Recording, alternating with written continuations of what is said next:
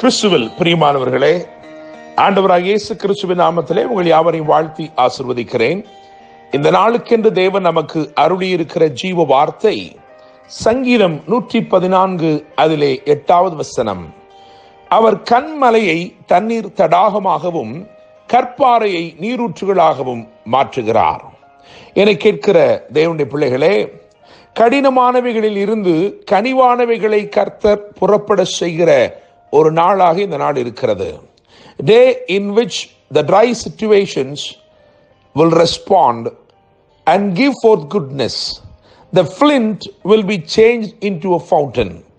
கற்பாறைகள் மறுமொழி கொடுக்கும் ஒரு நாள்.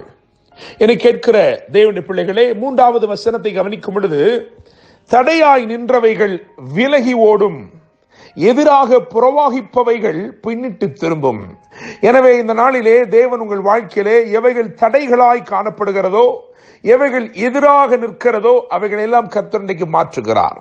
நம்முடைய தேவன் அகற்ற வேண்டியவைகளை உங்களுக்காக அகற்றுவார், அதட்ட வேண்டியவைகளை உங்களுக்காக அதட்டுவார், அதிரச் செய்ய வேண்டியவைகளை உங்களுக்காக அதிரச் செய்வார், அமர்த்த வேண்டியவைகளை உங்களுக்காக அமர்த்துவார். கடினமானவைகளில் இருந்து கனிவானவைகளை கர்த்தர் புறப்பட செய்கிறார் என்று நான் சொன்னேன். கற்பாறைகள் இன்றைக்கு கனிவான மறுமொழி கொடுக்கும் என்று சொன்னேன். அதற்கு ஆதாரமாக 3 சம்பவங்களை உங்களுக்கு முன்பதாக நான் வரிசைப்படுத்த விரும்புகிறேன். முதலாவதாக யாத்திராமத்தின் புஸ்தகம் 2ஆம் அதிகாரம் 6ஆம் வசனத்தை கவனிக்கும் பொழுது, அந்த வசனத்திலே இப்படியாக எழுதியிருக்கிறது, அவள் இரக்கமுற்றாள் என்று எழுதியிருக்கிறது. பார்வோனின் குமாரத்தி, அதிகாரம் நிறைந்த ஒரு இடத்திலிருந்து வருகிற பார்வோனின் குமாரத்தி, அந்த நாட்களிலே இஸ்ரவேலருக்கு விரோதமாய் கடினமான உத்தரவுகளை பிறப்பித்திருந்த ஒரு பார்வோனின் குடும்பத்தில் இருந்து வருகிற பார்வோனின் குமாரத்தி, அவளிடத்திலிருந்து ஒரு கனிவு வெளிப்பட்டது. அவள் இரக்கமுற்றாள் என்று எழுதியிருக்கிறது. என்னுடைய பிள்ளைகளே, பார்வோனின் குமாரத்தியிடத்தில் இருந்து பாசம் வெளிப்பட்டது என்று நான் எழுதியிருக்கிறேன். அதைத்தான் முதல் குறிப்பாக நான் வைக்க விரும்புகிறேன். இந்த நாள் நிச்சயமாக உங்கள் வாழ்க்கையிலே கடினமான இடத்திலிருந்து கனிவானவைகளை கர்த்தர் புறப்பட செய்கிறார். யார் உங்களுக்கு விரோதமாய் கடின வார்த்தைகளை பேசினார்களோ அவர்களிடத்திலிருந்தே கனிவான மறுமொழிகள் வரப்போகிறது. தேவனுடைய பிள்ளைகளே, பார்வோனின் குமாரத்திடத்திலிருந்து பாசம் வெளிப்பட்டது. 2வதாக, அழிக்க தேடினவர்களே அலங்கரிக்கிற ஒரு சம்பவம். என கேட்கும் தேவனுடைய பிள்ளைகளே, எஸ்தர் புஸ்தகம் 6ஆம் அதிகாரம் அதிலே 10, 11 ஆகிய வசனங்களை வாசித்து பார்க்கும் பொழுது, ஆமான் அவன் மொர்தெகாயையும் அவனுடைய ஜனத்தையும் யூத குலத்தையும் அழிக்க நினைக்கிறான். ஆனால் அழிக்க நினைக்கிறவனை கொண்டே கர்த்தர் ஒரு அலங்கார விஷயத்தை, ஒரு அலங்கார காரியத்தை செய்கிறார். நீங்கள் அந்த 2 வசனங்களை வாசித்தால் அறிந்து கொள்வீர்கள். ஆமானை கொண்டே மொர்தெகாயை தேவன் அலங்கரிக்கிறார். என கேட்கிற தேவனுடைய பிள்ளைகளே, உங்களை அழிக்க தேடினவர்களே உங்களை அலங்கரிக்கிறவர்களாக மாறப்போகிறார்கள்.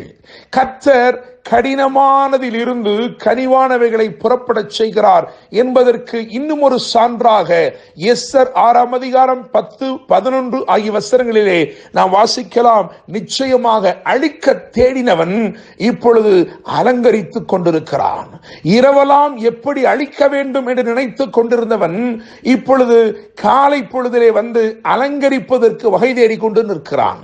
என கேட்கிற தேவனுடைய பிள்ளைகளே, இதெல்லாம் தேவனுடைய செயல். காரணம், அவர் கன்மலையை தண்ணீர் தடாகமாகவும் கற்பாறையை நீரூற்றுகளாகவும் மாற்றுகிறார் என்று எழுதியிருக்கிறது. அப்படிப்பட்ட மாற்றங்களை அவர் மாத்திரமே கொண்டு வர முடியும். Only God can change a flint into a fountain. இன்றைக்கு உங்கள் வாழ்க்கையிலே அப்படிப்பட்ட கிரியைகளை நிச்சயமாய் தேவன் செய்கிறார். 3வதாக, அப்போஸ்தலர் 16ஆம் அதிகாரம் 33வது வசனத்தை கவனித்து பார்க்கும் பொழுது, சிறைச்சாலைக்காரனிடத்தில் இடத்தில் இருந்தே சேவை வெளிப்பட்டது. இன்னொரு விதத்தில் சொல்ல போனால் சேதப்படுத்தின இடத்தில் இருந்தே சேவை வெளிப்பட்டது. தேவனுடைய பிள்ளைகளே, நான் இப்பொழுது இந்த வசனத்தை நீங்கள் கவனித்து பாருங்கள். அப்போஸ்தலர் 16:33 அதன் அடிப்படையில் பார்க்கும் பொழுது, எந்த சிறைச்சாலைக்காரன் இங்கே அப்போஸ்தலனாகிய பவுலை சேதப்படுத்தினாலோ அவனே இப்பொழுது காயம் கட்டுகிறான் என்று எழுதியிருக்கிறது. அதைத்தான் இன்றைக்கு நாம் தியானிக்கிறோம். கடினமானவைகளில் இருந்து கனிவானவைகளை புறப்பட செய்கிற கர்த்தர். என கேட்கும் தேவனுடைய பிள்ளைகளே, பார்வோனின் குமாரத்தினிடத்திலிருந்து பாசம் வெளிப்பட்டது. அழிக்க தேடின ஆமானிடத்திலிருந்து அலங்காரம் வெளிப்பட்டது. இங்கே சிறைச்சாலைக்காரன் சேதப்படுத்தின சிறைச்சாலைக்காரனிடத்திலிருந்து சேவை வெளிப்படுகிற தேவனுடைய பிள்ளைகளே. காரணம், அவர் கன்மலையை தண்ணீர் தடாகமாகவும் கற்பாறையை நீரூற்றுகளாகவும் மாற்றுகிறார். The dry ground will respond. இந்த நாளிலே கடினமான எல்லாம் இந்த நாளிலே கனிவானவைகளை உங்களுக்காக புறப்பட செய்கிறது.